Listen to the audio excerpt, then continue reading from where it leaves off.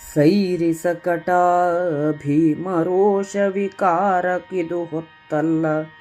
ಸರ್ವ ವಿಕಾರದಲ್ಲಿ ಕೌರವರು ಮರೆಯಲಿ ಕಾಲವ ವರದಲ. ದಾರುಣೀಶನ ಧರ್ಮ ತತ್ವದ ಸಾರ ಉಳಿದರೆ ಸಾಕು, ಮಿಕ್ಕಿನ ನಾರಿ ಧನವಭಿಮಾನ ಬೀಯಲಿ ಎಂದನ ಪಾರ್ಥ. ಕ್ಷಮೆಯೇ ಧನವೆಂದಿದ್ದೆ ವಿವಳಲಿ ಮಮತೆಯನ್ನು ಮಾಡಿದೆವೆ ನಾವು, ಭ್ರಮಿಸುವರೆ ದೇವೇಂದ್ರ ತೃಣವಿವ ನಾವ ಪಾಡೆಮಗೆ. ರಮಣಿಯಾಡಿದ ಧರ್ಮ ಪದವಿದು ಕುಮತಿಗಳ ಮತವಲ್ಲದಿದ್ದರೆ, ತಮಗೆ ದಾಸಿಯೇ ದೃಪದ ನಂದನೆ ಎಂದನ ಪಾರ್ಥ. ಶ್ರುತಿ ತದರ್ಥ ಸ್ಮೃತಿಗಳಲ್ಲಿ ಪಂಡಿತರು ಪರಿಣಿತರುಂಟು, ಪಾರ್ಥ ಸ್ಮೃತಿಯ ಬಳಿಕಾದರಿಸುವೆವು ನಿಮಗಾದ ದಾಸ್ಯದಲ್ಲಿ. ಕೃತಕವಿಲ್ಲದೆ ನಡೆದು ತೋರಾ ಸತಿಯ ಸೆರೆಯನ್ನು ಬಿಡಿಸಲೆಮ್ಮಯ, ಕ್ಷಿತಿಯೊಳಾರುಂಟೆಂದು ಕೌರವರಾಯ ಘರ್ಜಿಸಿದ. ಭಾಷೆಯೇ ಕಿವನೊಡನೆ ದ್ರೌಪದಿ ದಾಸಿಯಲ್ಲಂಬವನ, ದಿವಸವದೇಸು ಬಲಹೋ ಪೂತು ಮಜತಾನಿಂದ್ರ ಸುತನೆಂಬ.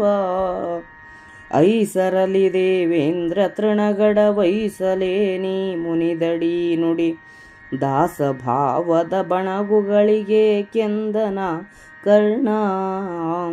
ನೂಕಿಸ ತೊತ್ತಿರ ಮನೆಗೆ ತಡವೇಕೆ ತರುಣಿಯ ನಿನ್ನು, ನೀನು ವಿವೇಕದಲ್ಲಿ ನನ್ನಂತೆ ತೆಗೆ ಸಾಕಿವರ ಮಾತೇನು. ಈ ಕುಠಾರರ ಕಳುಹಿ ಕಳೆತಾವೇಕೆ ನೃಪಸಭೆಯಲ್ಲಿ ವರಾಸನವೇಕೆನುತ, ಕುರುಪತಿಗೆ ನುಡಿದನು ಕರ್ಣ ಖಾತಿಯಲಿ. ಅಹುದಲೇ ಬಳಿಕೇನು ನೀನತಿ ಬಹಳ ಮತಿಯೈ ಕರ್ಣ, ನೀನೀ ಕುಹಕ ಕೋಟಿಯ ನೆತ್ತಬಲ್ಲೆ ವೃಥಾಭಿಮಾನಿಗಳ. ರಹಣಿ ಸಾಕಂತಿರಲಿ ತೊತ್ತಿರ ಸಹಚರರ ಸೂಳಾಯಿತರ ಕರೆ, ಮಹಿಳೆಯನು ನೂಕೆಂದು ದುಶ್ಯಾಸನಗೆ ನೇಮಿಸಿದ. ಅರ್ಜುನನು, ಭೀಮ, ಇದು ಕೋಪ ಮಾಡಿಕೊಳ್ಳುವ ಹೊತ್ತಲ್ಲ, ಕಾಲವು ಕೌರವರದಾಗಿದೆ. ತಮ್ಮೆಲ್ಲ ವಿಕಾರ ವರ್ತನೆಗಳಿಂದ ಅವರು ಮೆರೆಯಲಿ, ನೀನು ಸೈರಿಸು. ಧರ್ಮಜನ ಧರ್ಮ ಉಳಿದರೆ ಸಾಕು, ಹೆಂಡತಿ ಧನ ಅಭಿಮಾನಗಳು ಬೆಂದು ಹೋದರೆ ಅಷ್ಟೇ ಎಂದನು. ನಾವು ಕ್ಷಮೆಯೇ ಉತ್ತಮ ಧನ ಎಂಬ ಮತದವರು. ದ್ರೌಪದಿ ನಮ್ಮವಳು ಎಂಬ ಮಮತೆಯನ್ನು ತೋರಿಸಲಿಲ್ಲ. ನಾವು ಮೀರಿ ನಿಂತರೆ ದೇವೇಂದ್ರನೂ ನಮಗೆ ಹುಲ್ಲು ಕಡ್ಡಿ ಇದ್ದಂತೆ. ಇವರು ಏನು ಮಹಾ, ದ್ರೌಪದಿಯು ಆಡಿದ ಧರ್ಮಸಮ್ಮತವಾದ ಮಾತು ಇವರಿಗೆ ಒಪ್ಪಿಗೆಯಾಗದಿದ್ದರೇನು. ದ್ರೌಪದಿಯು ನಮಗೆ ದಾಸಿಯೇ ಎಂದು ಅರ್ಜುನನು ಭೀಮನಿಗೆ ಹೇಳಿದನು.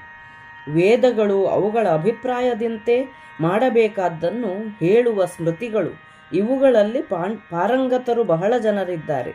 ಅವರನ್ನು ಕೇಳಿದ ಮೇಲೆ ಅರ್ಜುನನ ಸ್ಮೃತಿಯನ್ನು ಕೇಳೋಣವಂತೆ, ಆಧರಿಸುವವಂತೆ. ಸದ್ಯಕ್ಕೆ ನೀನು ದಾಸನಂತೆ ನಡೆದು ತೋರಿಸು. ದ್ರೌಪದಿಯ ಸೆರೆಯನ್ನು ಬಿಡಿಸಬಲ್ಲವರು ಈ ಭೂಮಿಯ ಮೇಲೆ ಯಾರಿದ್ದಾರೆ ಎಂದು ದುರ್ಯೋಧನನು ಘರ್ಜಿಸಿದನು. ಕರ್ಣನು, ರಾಜ, ಇವನೊಡನೆ ಏನು ಮಾತು? ದ್ರೌಪದಿ ದಾಸಿಯಲ್ಲ ಎನ್ನುವವನು ಇನ್ನೆಷ್ಟು ದಿನ ಉಳಿದಾನು? ತಾನು ಇಂದ್ರನ ಮಗನಾದ ಮಾತ್ರಕ್ಕೆ ದೇವೇಂದ್ರನೂ ಇವನೆದುರು ಹುಲ್ಲುಕಡ್ಡಿಯಾದನು. ನೀನು ಸಿಟ್ಟಾದರೆ ನಿನ್ನ ದಾಸರಾಗಿರುವ ಈ ಕ್ಷುಲ್ಲಕರಿಗೆ ಇದಾವುದೂ ದಕ್ಕುವುದಿಲ್ಲ ಎಂದನು. ದುರ್ಯೋಧನ, ನಾನು ಹೇಳಿದಂತೆ ಇವಳನ್ನು ತೊತ್ತಿರ ಮನೆಗೆ ನೂಕಿಸು. ಇನ್ನು ಪಾಂಡವರ ಮಾತೇನು? ಈ ಕುಠಾರರು ರಾಜಸಭೆಯಲ್ಲಿ ಉತ್ತಮ ಆಸನಗಳ ಮೇಲೆ ಏಕೆ ಕುಳಿತಿರಬೇಕು? ಇವರನ್ನು ಹೊರಕ್ಕೆ ದಬ್ಬು ಎಂದು ಕರ್ಣನು ಕ್ರೋಧದಿಂದ ಹೇಳಿದನು. ದುರ್ಯೋಧನನು, ಕರ್ಣ, ವಿಶಾಲಮತಿಯಾದ ನಿನ್ನ ಮಾತು ಸರಿಯೇ ಹೌದು. ಈ ದುರಭಿಮಾನಿಗಳಾದ ಪಾಂಡವರ ಕುಹಕಗಳು ನಿನಗೇನು ಗೊತ್ತು?